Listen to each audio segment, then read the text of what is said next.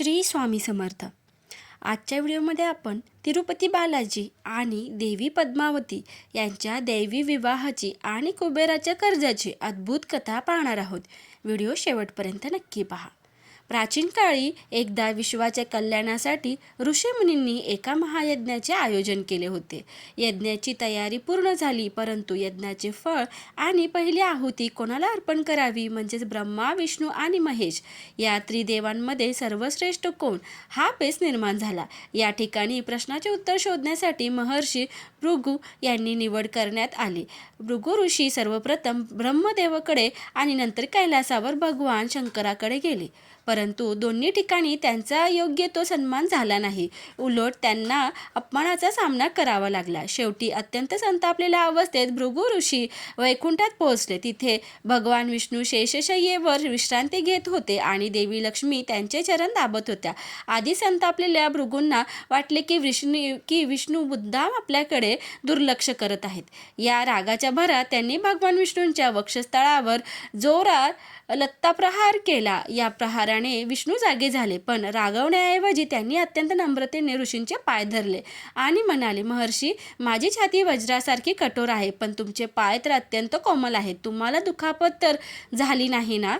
उलट तुमचा हा चरणस्पर्श माझ्या हृदयावर कायम अंकित राहील।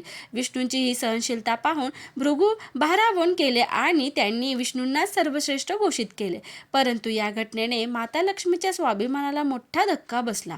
एका सामान्य ऋषीने आपल्या पतीच्या छातीवर, जे लक्ष्मीचे निवासस्थान आहे, लात मारावी आणि पतीने त्याला शिक्षा करण्याऐवजी त्यांची माफी मागावी, हे त्यांना सहन झाले नाही। ज्या पतीला मी त्रैलोक्याचा स्वामी मानते, ते जर स्वतःचा सन्मान वाचवू शकत नसतील, तर मी इथे का राहू? असा विचार करून रागाच्या भरात माता लक्ष्मीने वैकुंठाचा त्याग केला आणि त्या पृथ्वीवर निघून आल्या। लक्ष्मी गेल्याने विष्णू व्याकुळ झाले आणि त्यांनी हे वैकुंठ सोडून पृथ्वीवर अवतरण्याचा निर्णय घेतला। यावेळी कोणतेही दैवी सामर्थ्य न वापरता एक सामान्य मानवाप्रमाणे लक्ष्मीचे मन जिंकून तिला परत नेण्याचा त्यांनी निश्चय केला। भगवान विष्णू श्रीनिवास हे नाव धारण करून पृथ्वीवर एका वारुळात राहू लागले। त्याच काळात निसंतान असलेल्या आकाशराज राजाला नांगरणी करताना जमिनीत एका पेटीमध्ये सहस्त्रदल कमळात एक कन्या सापडली। ती साक्षात लक्ष्मीचाच अवतार होती। तिचे नाव पद्मावती ठेवण्यात आले। पद्मावती जसजशी मोठी झाली, तिचे रूप आणि गुण सर्वदूर पसरले।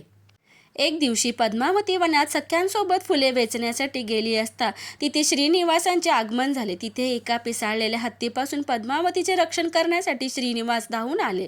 याच वेळी दोघांची नजरभेट झाली आणि ते एकमेकांच्या प्रेमात पडले। श्रीनिवासांनी पुढे एका ज्योतिषाचे रूप धारण करून राजवाड्यात प्रवेश केला आणि राजाला सांगितले की तुमची मुलगी एका तरुणाच्या प्रेमात असून तो तरुण साक्षात विष्णूचा अवतार आहे। हे ऐकून राजाने आनंदाने विवाहाला संमती दिली। विवाह ठरला, पण श्रीनिवासांसमोर एक मोठी अडचण होती, ती म्हणजे लग्नासाठी लागणारा अमाप पैसा।